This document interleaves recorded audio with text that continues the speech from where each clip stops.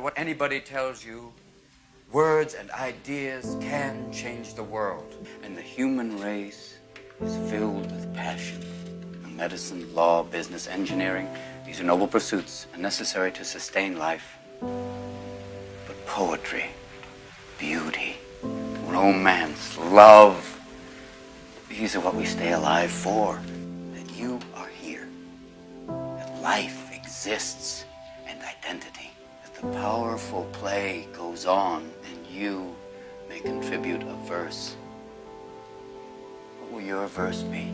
Why can't we treat death with a certain amount of humanity and dignity and decency and, God forbid, maybe even humor? Death is not the enemy, gentlemen. If we're going to fight a disease, let's fight one of the most terrible diseases of all, indifference. A doctor's mission should be not just to prevent death, but also to improve the quality of life. That's why you treat a disease, you win, you lose. You treat a person, I guarantee you'll win, no matter what the outcome. So if I asked you about art, you'd probably give me the skinny on every art book ever written. Michelangelo. I know a lot about him. Life's work, political aspirations, him and the Pope, sexual orientation, the whole works, right? I bet you can't tell me what it smells like in the Sistine Chapel. You've never actually stood there and looked up at that beautiful ceiling, seen that. If I ask you about women, you'd probably give me a syllabus of your personal favorites. You may have even been laid a few times. But you can't tell me what it feels like to wake up next to a woman and feel truly happy. When I ask you about war, you'd probably throw Shakespeare at me, right? Once more into the breach, dear friends. But you've never been near one. You've never held your best friend's head in your lap. Watch him gasp his last breath, looking to you for help. I ask you about love, probably quote me a sonnet. But you've never looked at a woman and been totally vulnerable. Known someone that could level you with her eyes.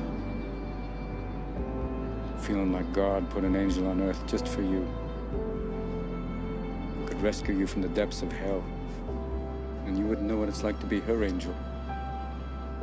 Have that love for her be there forever, through anything, through cancer.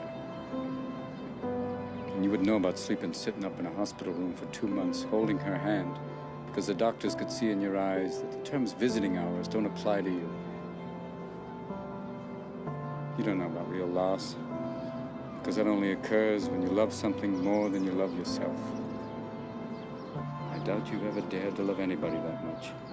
You know, as we come to the end of this phase of our life, we find ourselves trying to remember the good times and trying to forget the bad times. And we find ourselves thinking about the future. We start to worry, thinking, what am I going to do? Where am I going to be in 10 years? But I say to you, hey, look at me. Please, don't worry so much. Because in the end, none of us have very long on this earth. Life is fleeting. And if you're ever distressed, cast your eyes to the summer sky. The stars are strung across the velvety night. And when a shooting star streaks through the blackness, turning night into day, make a wish and think of me.